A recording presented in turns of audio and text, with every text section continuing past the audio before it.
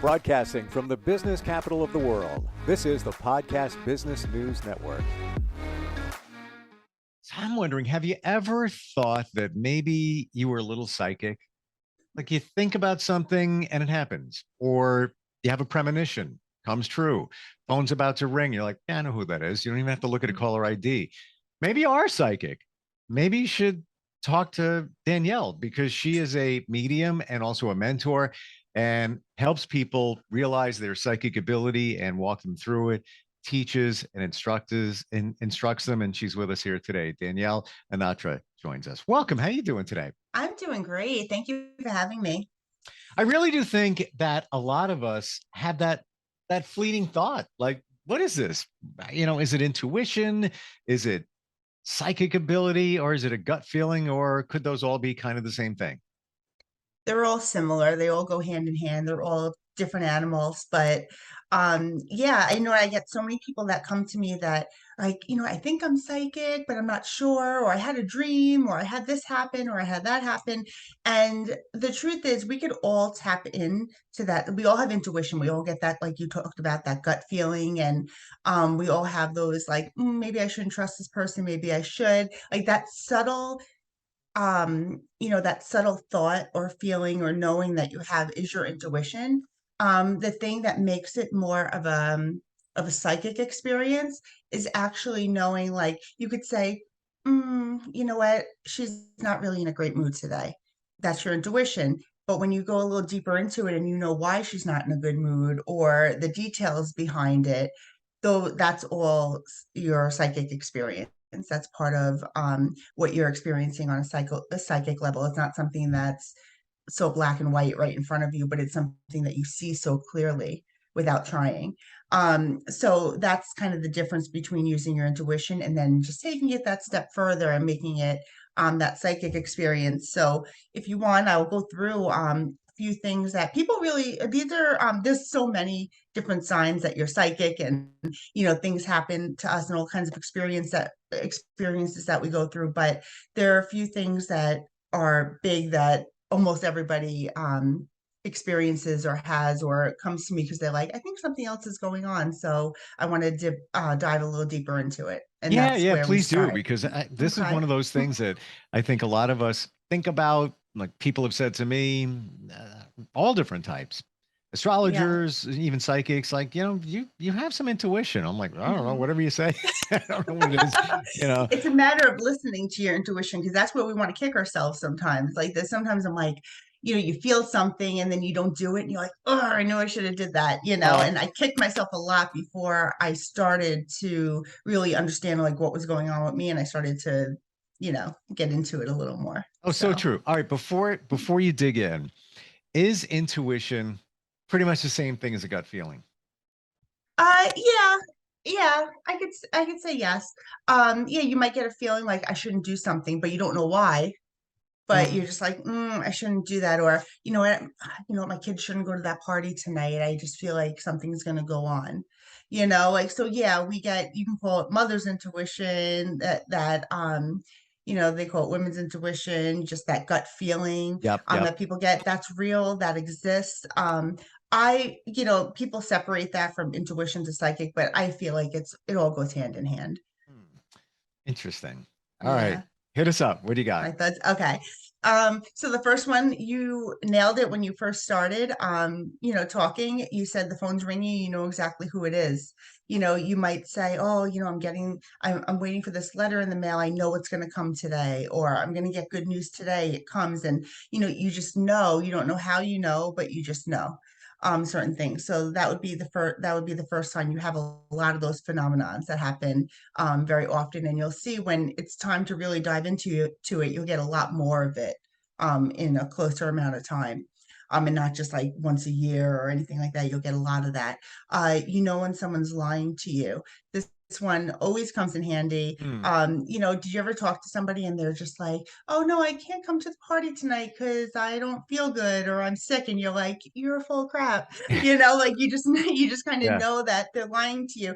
I never agreed with that. I always said, just be honest. Like, why are you gonna, lie to like salvage whatever you're trying to do? Just tell people the truth. But yeah, Yep. whether people like are emailing me or they text me, it's like you can kind of understand the text just the way they meant it. Like if they're trying to be funny and sarcastic, you understand that. If they're kind of being a jerk, you can understand that too. You can kind of see where they're coming from. So yeah, so you know when most of the time when people are lying to you. I know if somebody is like in my space, like I used to have, before I moved, I had a lot of drop-in company. I actually still do, but I have a lot of drop-in company all the time. And I'm familiar with my energy, my kids' energy, my husband's energy. I'm familiar with all that. My neighbors that drop in frequently, I'm familiar with all that energy. But sometimes I'll go to work and I come home and I'll be like, who was here today? Like, who stopped over? And my husband will be like, oh, so and so, blah, blah, blah. And I'll be like, okay, it's someone out of our, like, the norm that's like in our house during the week. I could just feel the shift in energy if I'm conscious enough when I get home, you Wow. know? Wow. Yeah. So are you saying that you still feel the energy that's left over from somebody who dropped by when you weren't around? Yeah. I mean, Cool. like, listen, if you're with your significant other, I remember I was doing I was just cleansing someone's house. I don't usually offer that, but it was a friend of mine. And I was staging her house and I went into her bathroom and I was just like, oh, I was like, you know, I just feel like, like icky energy, like right here. I said that it just needs to be cleared. I'm like, did you ever like a fight with someone or like, whatever? And she said, yeah, she goes, me and my husband had a fight this morning because I dropped something and it chipped the tub and she showed me the chip on the tub and he got mad at me and we were arguing right here. Like, wait, so like Wow. that energy gets, left over. It dissipates, it dissipates. But if you have like constant yelling in the house, constant anger towards one another, like that energy builds up.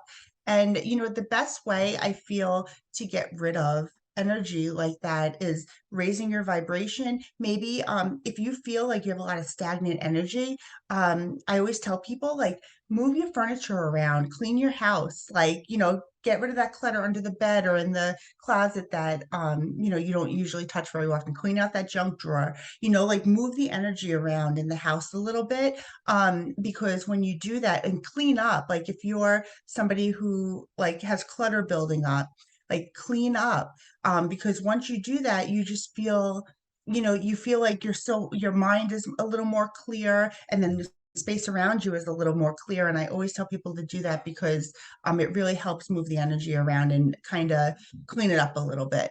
I totally agree with you, and I've been feeling that. No joke. Mhm. And in my office, I'm on a quest of cleaning it up.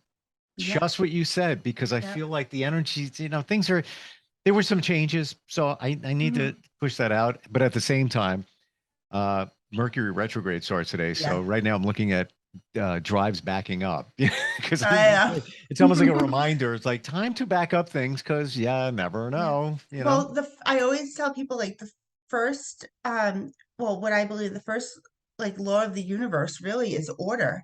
Like if everything's not in order, it's like a snowball effect of Yeah. crap that just comes down on you, but you feel like you get overwhelmed, but if your space is cleaned up and your mind is cleaned up with your to-do list, like if you have a million things in your mind to do and it's making you anxious, write it down, like get your thoughts on paper, and that works in so many different ways. So the law of order is super Uh, important. If you have stuff going on, what's not in order? Where are you not peaceful? And I guarantee you it's cluttered or something, either somebody emotionally told or me, physically. somebody told me who was psychic, Hmm. um, and very credible, like you, Hmm. said that if there's boxes around, things just piled up over here, you're Hmm. literally blocking the energy from flowing and Flowing. Yeah, it's get it out true. of there. Purge it out, clean it up, put Hmm. it someplace. So, yeah, to your point, if it It's feels weird, absolutely true. And you know what? I just moved and I'm like, these boxes, I unpacked,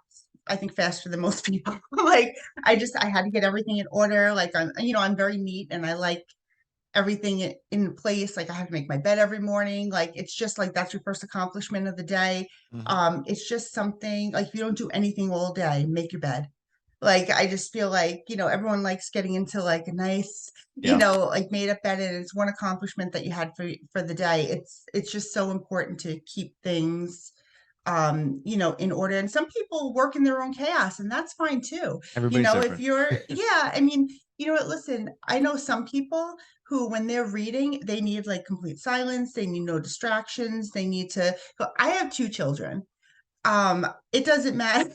It doesn't matter where I am, what I'm doing, but like, I'll be able to tap in. Like for me, the only time I feel like I have a hard time is when my kids are talking or I'm responsible for something that like I need to be keeping my eye on or something. And Right. that's when I can't give my full attention. I won't do readings.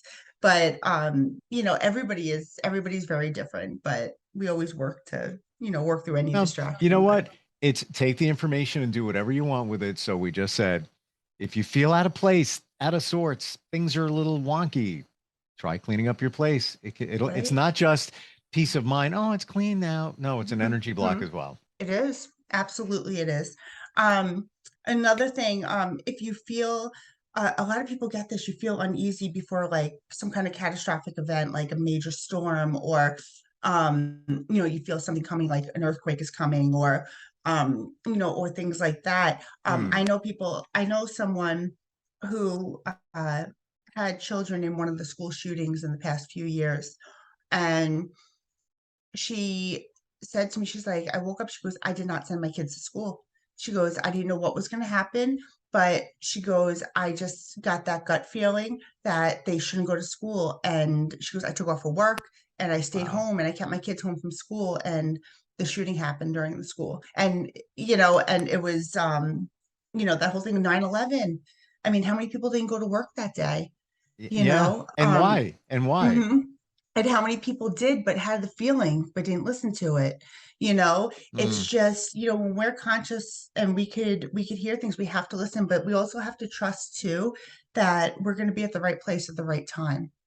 So if you're getting like a lot of roadblocks and you can't get to where you want to go, or you have to do something that maybe like you feel like maybe shouldn't do and you choose to do it, it's like I feel like spirit is going to put us in the right place at the right time if we just follow the signs. There's some people, they're like, well, why didn't they get that sign? Like, why didn't they listen to it? Why didn't their guides help them?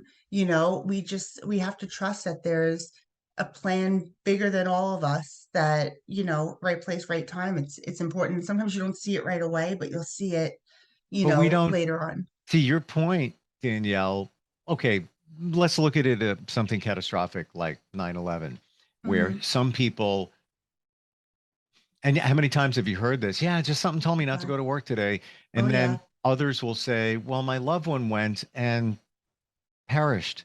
Why didn't they get that sign? Why didn't they hear Mhm. that? Maybe they did, but they Well, didn't it's listen to true. it. And let me tell you something too. I sat with probably over like 40, 50 families that passed in 9/11 in, my years of doing this. And every single family that I've sat with, they said that although this happened, they think back on it now. And they said, like, my father passed, but come to think of it, he hadn't talked to his brother in like 20 years and he made amends with his brother, or he got his Wow. will in place, or, he never had life insurance and then he got it like 3 weeks before or 2 months before it happened. So I find that when your soul knows that you're going to leave, you might not know consciously your physical body, but when your soul knows that it's time, you start tying up loose ends and you start getting things in order, because that's Hmm. an order. It goes right back to order where we talked about. But you start getting things in order and you really start tying off loose ends, maybe like, apologizing to someone maybe you should have apologized to, speaking to someone, or letting something go that maybe you've been holding on to. So a lot of times when the soul knows it's going to go, it will make amends Wow. in some way, if that soul is, they do it on a conscious or unconscious level, I don't know. But every single family that I spoke to, not, and I'm sure there are people who their loose ends aren't tied up or whatever, but every single person I spoke to, their family understood like why this happened. They didn't understand then, but they understand now, and they wish it was different, Sure. but they understand now. So I find that the right timing for a reading is important too. People always ask me, I'm just kind of spiraling into something else, but people always ask like, can you connect with people as soon as they pass? Can you do this? Can you do that? And you know what? Some mediums you'll get a different answer. Hmm. But in my experience that I've had, I feel yes, you can connect with people immediately when they pass. I do feel like they go through a reflection period where they're not as active. But I do feel like you can because I have. And if people set up boundaries or they believe what they were told and said, oh, I can't connect with spirits as soon as they pass, if you believe that, you're not going to be able to. So it's going to be your truth. For me, I have done that before. And I also have had, it depends on each person. And people always say, like, when should I come? And I say, you should come whenever you're ready. It's not up to me to tell you when you're going to feel ready. Like, I had people come to me before the funeral. I've had people come to me less than 24 hours after somebody passed, you know, and and they were able to get a beautiful reading. But I had this one woman come to me, and she comes to me every year. So before she got there, I already knew that her mother had passed. Um, but when she came through, her mother didn't come into the reading. And she was with her sister, and she said, see, I told you. She goes, Mommy wasn't going to come through because she knows I'm mad at her for leaving. So, like, she kind of on the way Mm. there knew her mother wasn't going to come through, and she didn't come through. Like, I knew she passed because I had gotten friendly with this client, but her mother didn't step forward, and it's just that, and then 3 months later, she came back and she said, and she got a beautiful reading from her mother. And the reason for that was because she was able to kind of let go of this anger that she had. But then there's some people who come in who are so angry, but their person comes through, and that's how the healing happens. Everyone's different, Yeah. so, you can't, it's not one size fits all. You can't stop somebody from wanting a reading, but would you Right. say, based on what you're saying and also based on what I've heard from others, that it's probably a good idea to wait a little bit of time after somebody passes? It depends on you. Okay. It depends on you. That's how I feel.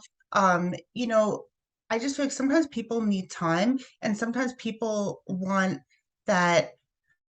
Let me just make sure they're okay. Let me just make sure, like, I could, communicate with them. Everyone needs something different. Like, it may be, one person might say, I really just need time. I need a little while before I go. Some people are just grieving too hard where they just can't even fathom like hearing the person's name for years.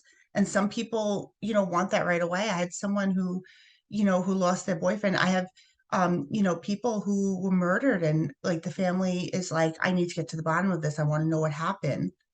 I want to know if I should pursue this case or if I have to do this. Some people want to know right away, what happened and want that communication. Every situation's different. So I never say never.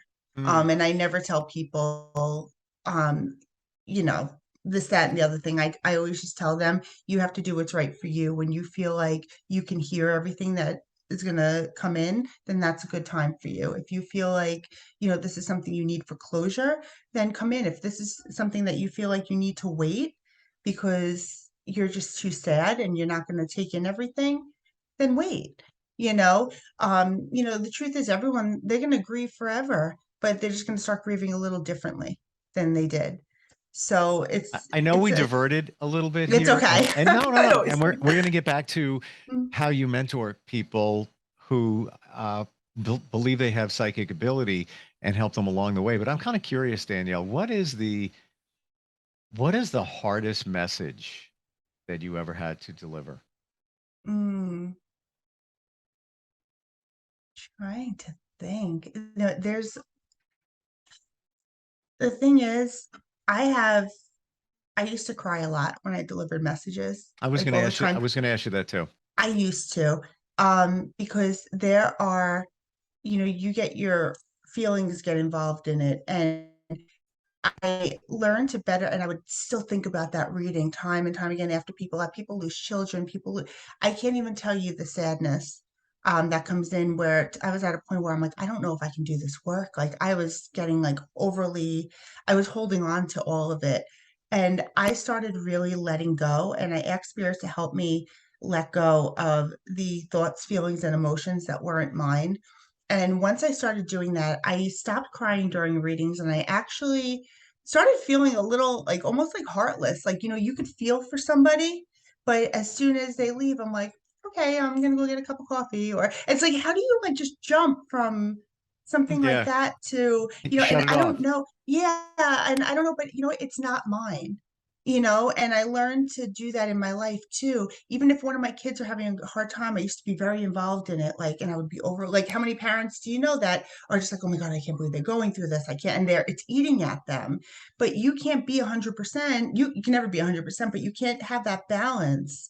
If you don't have that balance, then you can't function properly either. And you're not doing the best that you can do for them. So I always say that 50% mark is like where you don't try to be 100% because you can't sustain that. And I always try to be at that 50% mark where it's like you kind of let go of what doesn't serve you, but you're put yourself in a place where you can help. There have been a lot of sad things that have happened, and everyone grieves so differently. The very sad things for me are people losing children, especially young babies. Um, that's always very sad for me.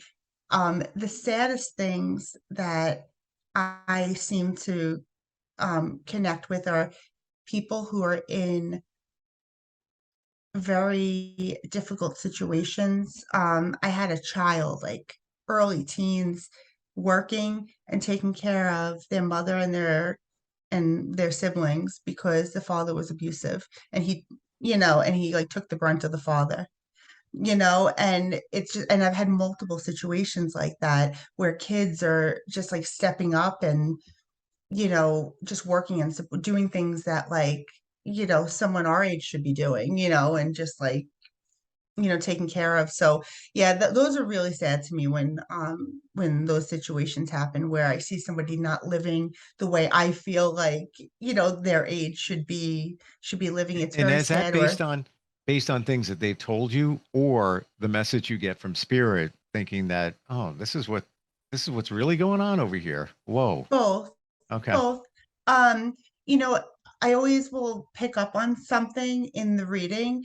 And, sometimes at the end of the reading, people will fill in like, oh, that made a lot of sense because Yeah. A, B, and C, so sometimes people will fill it in when the reading is over. And sometimes spirit will, if it's necessary during the reading, then spirit will fill it in during the reading because it's just if they know what I'm talking about, sometimes you don't want to open a wound either.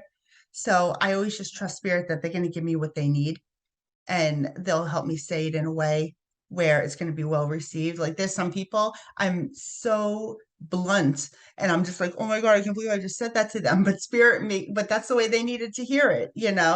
Has there been a time, I'm guessing there had to be, where you got something from spirit and you filtered, like, I'm not telling them. I'm Um, not gonna let that out. I give what I get. Really? Okay. Yeah, I give what I get. In the beginning, yes. In the beginning, yes. Because I was afraid to be wrong. When I first started, I was afraid to be wrong. And I was like, oh God, I don't want to make someone worried about something or whatever. But then I learned that if you just set very proper boundaries, that spirit's always going to have you back. And I'll give you an example. Okay. Um, so I was really working, this is years ago, and I'm really working on trusting, spirit and trusting. I always tell spirit, don't give me bad news unless it could be prevented from happening. Because there's no sense in knowing about it if it can't be prevented. If you can't do anything about it, there's no sense in worrying somebody. So I won't get stuff like that. So if Okay. somebody, has a diagnosis of something and they don't know about it yet, I'm not the bearer of bad news. Spirit's not going to give me that. They might tell me to tell them to go to the doctor and get something checked, but they're not going to tell me that something's wrong because it's not my place. So it's almost Um, as if you went to the well from mhm, spirit, but it was the filtered water in the well. Like, mhm, like for example, let's say somebody passed, they're mhm, coming through, they did something pretty horrible, but nobody mhm, really knows about it and they kept it inside Maybe he That was came abusive, out. whatever. Yep. And that you got that from spirit. Would you pass that information on? Or based on what we're talking about, spirit filters it for you and it's only the usable information or the information that needs to be told? They'll give me the information that needs to be told. And if it's something else, I won't receive it, only because that's how my boundaries are set up. Got it. Some people will see everything. So we're in the middle of talking to Danielle, and this is how things happen. She just froze on the Zoom video. I don't know if she can hear us. This is more times than not when we talk to somebody with psychic ability. This is what happens. It's like the craziest thing. The video is locked up. If you're listening on this podcast, that's what's going on here. We'll try and get her back on, but I want to tell everybody it's Danielle Anatra. And her website is DanielleAnatra.com. That's what energy does. That's what spirit does. And we were just about finished with our podcast today, but are you looking for even more of the podcasts and hosts that you love? The Podcast Business News Network is proud to announce that you now have even more ways to listen live. Check out the MyTuner Radio, online radio box, and Simple Radio apps on iOS and Android, or find us online. Search for Business News Network on mytuner-radio.com, or search Podcast Business News Network on streama.com and onlineradiobox.com/US. Take your podcast on the go and don't miss a minute of the action.